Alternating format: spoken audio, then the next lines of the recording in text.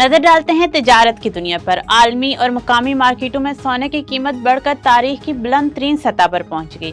बैनुल अक़वामी billion market में फी ounce सोने की कीमत $54 के इजाफे के साथ $3,940 की बुलंद तरीन सतह पर आ गई, जबकि पाकिस्तान में फी तोला सोने की कीमत ₹5,400 और 10 ग्राम सोने की कीमत ₹4,629 के इजाफे रिकॉर्ड किया गया।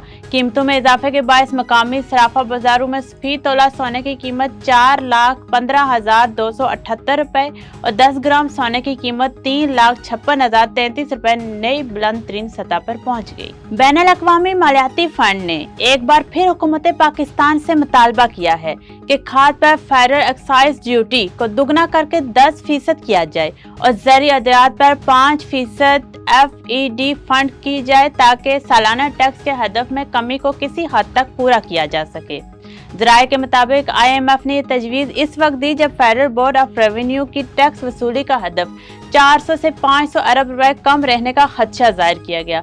ताहम हुकूमत की जानिब से यकीन दहानी कराई गई कि आइंदा जायजा में अगर टैक्स वसूलियाँ कम हुई तो ये इक़दामात किए जाएंगे। IMF ने फौरी तौर पर दबाव नहीं डाला। पाकिस्तानी टेक्सटाइल मसनूआत की बरामद को आलमी मार्केटों की तरजीहात में शामिल करने के लिए LKCG corporate sustainability reporting directive और ECG की मियारात पर मुकम्मल अमल दरामद नागज़ीर हो गया है।